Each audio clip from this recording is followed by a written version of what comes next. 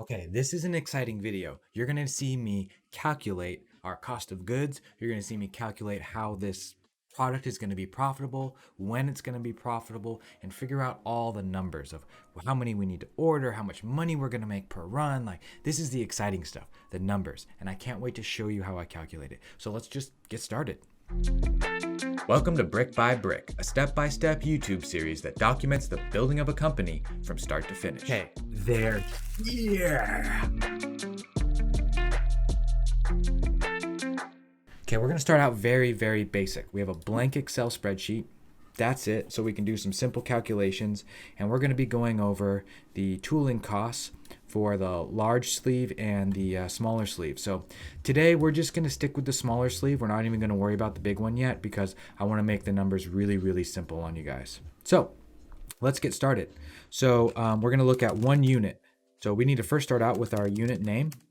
We're gonna add a SKU later. The unit name is the Steezy regular case. Okay, and we're gonna go with cost per case, cost for packaging. We're gonna do cost for entire unit. So the original cost per case, if we look at the quote that we got from our manufacturer, you can see they're gonna make us some mud molds. And so we're gonna look at the cost per case is 0.45. Over here, 0.45. So that means that the total case is equal to this times 3, 135. And so for all of these, we're going to be using dollars. Cost for entire unit, let's see. Cost for packaging, entire unit, COGs. COGs stands for cost of goods sold. So let's add in the cost for the packaging. Let's go over here and take a look at it. This is the packaging for the vape case boxes from my other manufacturer. You can see that print is done in CMYK. Let's see, it's more realistic to order 5,000 units, so we're gonna say it's up 0.223. 0.223 cost for the packaging. Let's just bump it up 1 so we don't get wrong. And so the entire cost is equal to the sum of these two. All right, so we have $100.58, 158 pennies, $1.58 for the entire unit. So in order to make this entire vape case product with the packaging and all 3 cases, we need to budget for $1.58. Now, we're not done yet though. Shipping, import duty. So for shipping over here, we need to add in, I say 20%. Easy, it will cost to ship all this stuff. That's really hard to gauge. We're not gonna gauge that yet. We're gonna figure it out. Import duties for stuff like this. I don't know if we're gonna have to pay any import duties right away because our order's gonna be small. But once we start doing like palletized shipments and stuff, we're gonna have to start paying import duties as well. So let's just budget for that stuff. So this is our landed cost, $222. It's gonna cost us to get every single package here. All right, so if one unit cost is $222, and the MSRP, which is the manufacturer suggested retail price, is $24.99. So we got to do our profit. Now our profit is going to be equal to this minus this. Right. So we're looking at $22 of profit per vape case, that package that we can get in.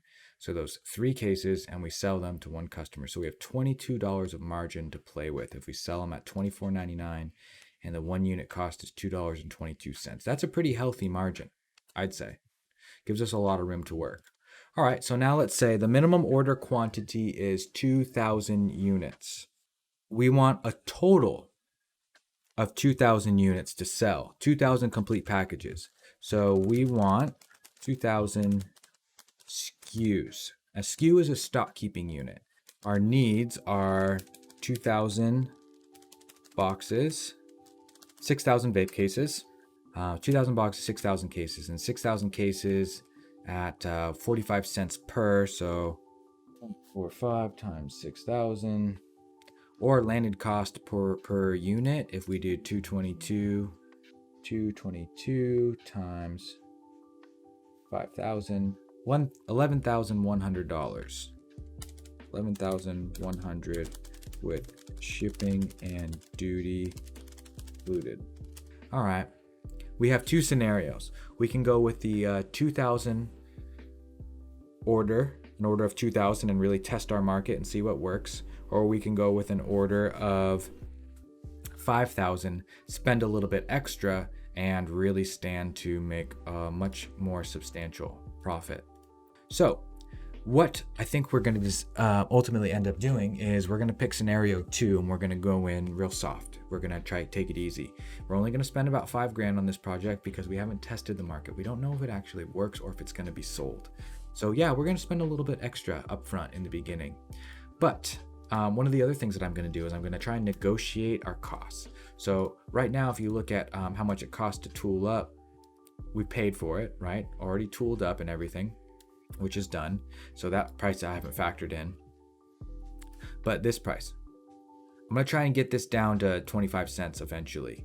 And I think I can with increased quantities. But the minimum order quantity is 2,000. And so I'm going to order 6,000 of these single units right here. So we're going to use this as a basis of understanding for our numbers, and we're going to try and put in an order of 2,000 units and see if we can negotiate the price and run with that, because there's a healthy profit margin if we're able to sell all these.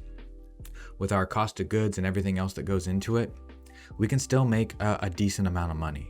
It would be worth trying to make this happen. Now, one other thing I wanted to look at before we go is if we lowered the profit. If we were to sell the vape cases at $25, this is the numbers we'd be looking at earning. And if we sold the vape cases at $20, this is what we'd be earning. And so there's a lot of margin left over here. There's a big difference between making $22 and $17. It's a difference of $5, and that $5 can mean a lot, especially when Amazon takes 30%, 35%. So there's a lot to consider here. In terms of our price points and what we're going to do. So we're going to do some more work on that later, but at least we know we're going to start with 2,000 units. So that's the plan.